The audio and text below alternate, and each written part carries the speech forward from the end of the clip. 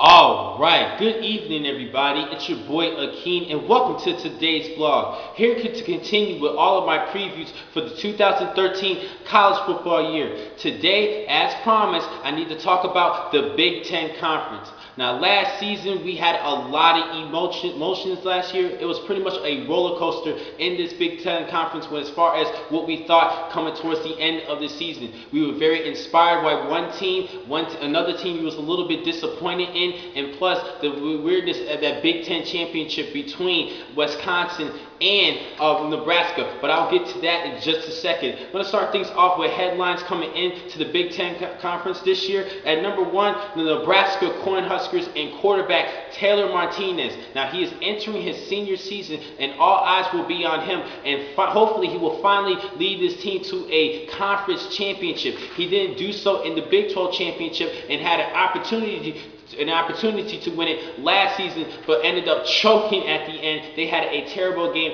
in that Big Ten championship against Wisconsin. So he's entering his senior season, and everybody is hoping, especially in Lincoln, Nebraska, that they win at least a Big Ten championship and make it to the Rose Bowl. Second story I need to talk about, Bill O'Brien and the Nittany Lions of Penn State. They had a great inspirational season, actually trying to recover from these dark times with the Jerry Sandusky case / Joe Paterno. He actually coached this team to an 8-4 season, and they went 6-2 in that Legends division, and the Leaders division. I apologize for that, and I think they did a great job last year. He did a good job head coaching this team and orchestrating a good year, and actually trying to spoil a couple of teams last season. Last but not least, I need to talk about is the Ohio State Buckeyes. Now they were banned from Big Ten title contention as well as a bowl bid last season due to the off the field issues that the team has been dealing with the players picking up money and doing things off the field illegally, and that affected their season last year, and they ended their year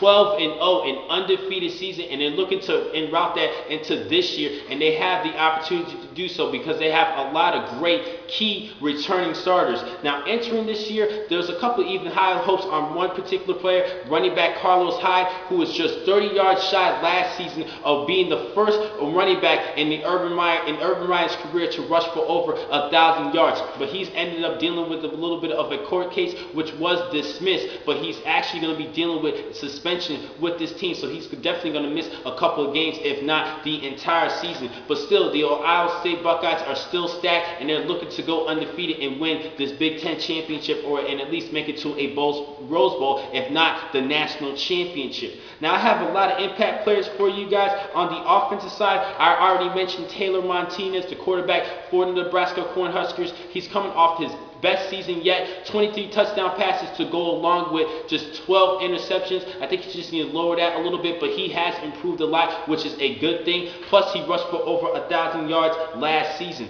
Another dual threat quarterback for the Ohio State Buckeyes, that is Braxton Miller. He had 15 touchdown passes with 6 interceptions, and actually was one of the top rushers in the Big Ten Conference with 1,271 yards rushing and 13 touchdowns. He's a great dual threat, and he is definitely a Heisman front runner coming into this season.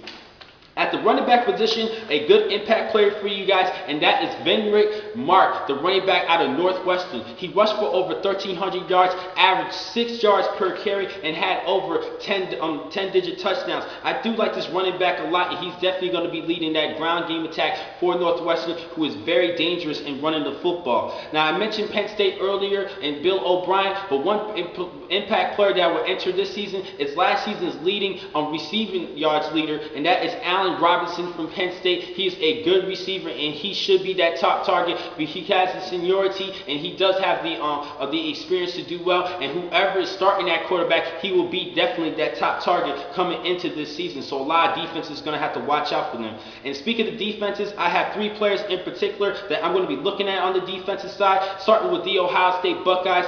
Ryan Shazier, who actually had 115 tackles last season and 5 sacks. 19 of those tackles were for loss. He's a great inside linebacker, and I think he will definitely make All Big Ten this upcoming year. Another All Big Ten selection last season, and that is Chris Borland out of Wisconsin. He's a good tackler. He had 109 tackles last season and 4.5 sacks, and he's a good player overall. Sometimes plays sloppy every now and then, but he still does good in shedding blocks and getting to the backfield. And last but not least, going back to the Ohio State Buckeyes, and they have a good cornerback and Bradley Roby, number one. He's actually led the Big Ten in pass breakups. He's had 16 pass breakups last season to go along with 62 tackles. So those are all my impact players, and I think they're all due for another good, spectacular year. Good seasons coming up this year. Now I have a couple of breakout performance players. I believe that they will have breakthrough performances this season. On the defensive side, I only have one player in particular from Penn State, Deion Barnes. He was actually did pretty well last season. In sacks, he had 6 sacks last season, and I hope he gets to double digits this year. But he only had 25 tackles altogether, and I think he needs to do a lot better in shedding these blockers and wreaking havoc in that line of scrimmage. Not just getting to the quarterback and to get sacks, but also be effective in stopping the run and even stepping back for passes if needed. He just needs to improve in that a little bit, and I think he will have an improved season. And that's why I have him on my list. Now the rest of these players are offensive players for Wisconsin. They have James White. He's a good running back. Now throughout his career, he's actually been splitting carries.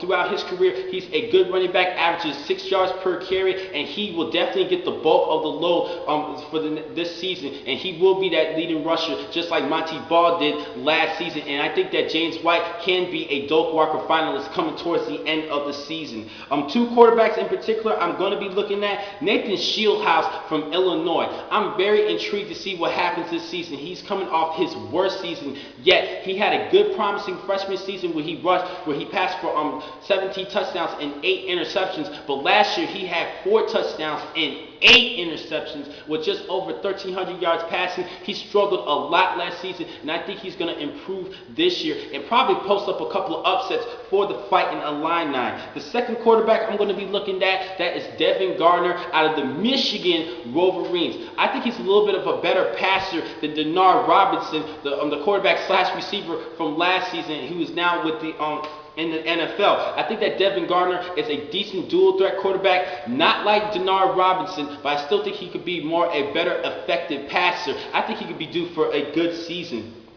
And last but not least, at the receiver position, I mentioned Nathan Shieldhouse. I think his leading target, Ryan Langford, will have a promising year. He had just under 500 yards receiving, but I really think that the Fighting Illini will improve this year, and I think that both Nathan Shieldhouse and Ryan Langford will be due for good seasons.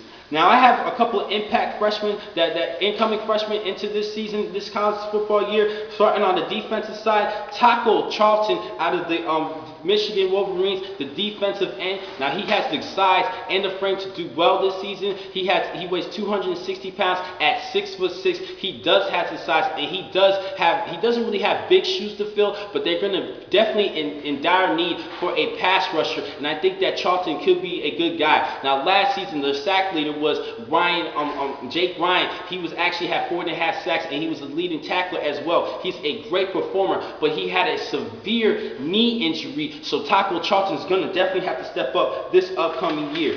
Staying on the defensive side, 2 players in particular for the Ohio State Buckeyes in that secondary, starting with Von Bell. He's a good safety, and I think he would definitely be a good quality nickel and dime back in those situations. I think he's not going to really start too much, but he would definitely be in different defensive schemes like the nickel and dime defenses when he has those opportunities. I think he could be a good safety, and they definitely in dire need for a safety for cornerback to complement cornerback Bradley Roby. And speaking of another cornerback, Eli Apple, he's actually ESPN's number 11 overall recruit coming out of high school. I think he would definitely start right away. He has good speed, good cover skills, and I think he should start right away as a true freshman. Now, on the offensive side, I'm going to go back to the Michigan Wolverines, and they picked up a great quality running back and out of the state of Virginia, Derek Green. He weighs 230 pounds, and he is a bruiser. Now, I do firmly believe that Fitzgerald Toussaint, the last year's starting running back, will start number one entering this season. This could be his job this will be his job to lose, but I believe that Brady Hoke is going to use both Green and Toussaint as a complement for one another. I think because Toussaint's speed, he's going to be used more as a scat back, but still get a lot of carries. While the bruising goal line situation, they're going to use Derek Green, and I think these two players can complement each other well because they have different styles of running, and I think that they can give you some good smash mouth football coming from Derek Green. I think he's a good running back overall coming out of high school. And last but not least, I have a quarterback I need to talk about, and he could be the savior for Penn State, and that is Christian Hackenberg. He was actually the #1 quarterback according to ESPN coming out of high school, and I think he could be a good player for the Penn State Nittany Lions and coming back from these dark times like I mentioned before earlier in this video. I think he's a good quarterback, a strong arm, but he does have a productive player that he has to replace in Matt McGloin, who was actually leading the Big Ten last season in passing rating and passing touchdowns with 24. He's a good quarterback. He had over 3,200 yards passing as well, and those are some decent shoes to fill. But I think this season he might struggle starting, but I think he has a chance to become an effective player. I think he should be the starter right away because he is that top recruit and the apple of everybody's eye. But like I said, he does have some decent shoes to fill, but he will get the experience, and I think he will be named the starting quarterback starting week 1 of this year. Now, I have some games I need to talk about entering this year. A lot of these games have title implications for the Big Ten title. I'm starting on September 28th. Ohio State's going to be hosting Wisconsin. Now, last season, Wisconsin was 4-4 in conference play, but because of Ohio State's ban, Wisconsin actually bumped up, passing Penn State and Ohio State and making it to the Big Ten championship and shocking everybody, including me, and winning that Big Ten championship over the Nebraska Cornhuskers. On October 12th, Michigan's going to be at Penn State. Now, Penn State's not playing for anything, but they're looking to spoil Michigan's chances. On October 26th, Penn State's going to be traveling to the Ohio State Buckeyes. That's going to be a good game to watch. Ohio State was #1 in that leaders division, while Penn State was #2 overall, but like I said, they were banned last season. On November 2nd, Nebraska is going to be hosting Northwestern. Northwestern has a good grounding game. Same for Nebraska. That's going to be a good game to watch. This is a leader implication, title implication to be on the line for this one. On November 9th, Nebraska is going to be traveling to Michigan. Same in that leaders division. There's going to be competing. I really believe it's going to be between Michigan, Northwestern, and Nebraska for that Legends division. And on November 26th, Michigan's going to be traveling at Nebraska Northwestern. That's going to be a good game to watch. And I have another game I need to talk about. Ohio State's going to be at Illinois in the month of November. That's going to be an interesting game to watch because over the years, the Fighting Illini has been giving up a fighting chance against Ohio State, and they might be able to pull off that upset. But I will give you my prediction when that game comes. That's going to be an interesting game to watch. That's why I think everybody should mark their calendar for that game. Now, I have a couple of non-conference games that everybody should definitely look at. On September 7th, Notre Dame's going to be playing against Michigan. That's a good rivalry game to watch over the years. I think that's, even though Notre Dame has without Everett Golson, that should be a game that everybody should be watching. On September 14th, 2 games everybody should watch. UCLA is going to be traveling to Nebraska to face the Cornhuskers. Now, UCLA pulled the 36-30 win last season, and I think this is going to be a battle of 2 dual threat quarterbacks, and Taylor Martinez for Nebraska and Brent Hundley from UCLA. This is going to be an intriguing game that everybody should watch. And on that same day, I mentioned the Fighting Illini. They're going to be hosting Washington. That is going to be the game to see if the Fighting Illini can turn their season around. They were 0-8 last season in conference play and 2-10 overall, and they're looking to turn their season, everything upside down and pull up some wins and even pull off some upsets. And last but not least, on September 21st, Penn State's going to be hosting Kent State. Kent State actually had a chance of winning the MAC championship last season, and they ended up losing to Northern Illinois, who made it to a BCS bowl game. This could be a good game to watch for everybody. Even though Penn State's not playing for nothing, they are playing for pride, side and rebuilding that Penn State school overall. So this is going to be a good game to watch. Now I have some predictions for you guys for the awards coming towards the end of the season. Offensive Player of the Year award, I'm going to go with Braxton Miller out of the Ohio State Buckeyes. A big-time dual threat. I think he will improve a little bit better in passing like he did from his sophomore year, from his freshman year. I think he's a great dual threat quarterback, and plus he's going to rush for over 1,000 yards. I'm already calling it right there. Defensive Player of the Year, I'm sticking with the same school. I'm going to go with Ryan Shazier out of Ohio State. He's going to be doing the thing. He improved coming his sophomore year from his freshman year, just like Braxton Miller, and he will be wrecking havoc and be that signal caller on the defensive side. Defensive Rookie of the Year, I'm going to go with Taco Charlton out of Michigan. I think he's definitely having a good season because a lot of high expectations from Brady Hoke for him. Offensive Rookie of the Year, this was a toss-up. This could be anybody's award, but I'm going to go with Christian Hackenberg from Penn State because I do think he will be that starting quarterback, and because he chose Penn State, I think a lot of voters will vote him because of he could have went to other schools and had a chance to play for conference championship, if not a BCS bowl game, but he still decided to go with Penn State, and that is very inspirational. Coach of the Year, I'm going to go with Urban Meyer of the Ohio State Buckeyes. I think Ohio State has a chance of going undefeated this season before the BCS Bowl games. Now, for my winner of the Big Ten Conference, I'm going to go with the Ohio State Buckeyes over the Nebraska Cornhuskers in that title game. I think Taylor Martinez will lead into a title game, will come up short and not make it to the a Rose Bowl bid. Now, my sleeper this year, I mentioned Illinois, and I'm going to stick with Illinois. I think the Fighting Illini can fight their way back in the Big Ten title race, but I highly doubt it. I don't think they're going to win the Big Ten championship, but I think they're going to improve. They can only go up because they did not win not one Big Ten conference game last season. So the only way they can go is up, and I think they will improve and cause problems for other schools and even ruin other seasons. So look out for the Fighting Illini, and I'm going to call them as my sleeper for the Big Ten for the Big Ten conference this year.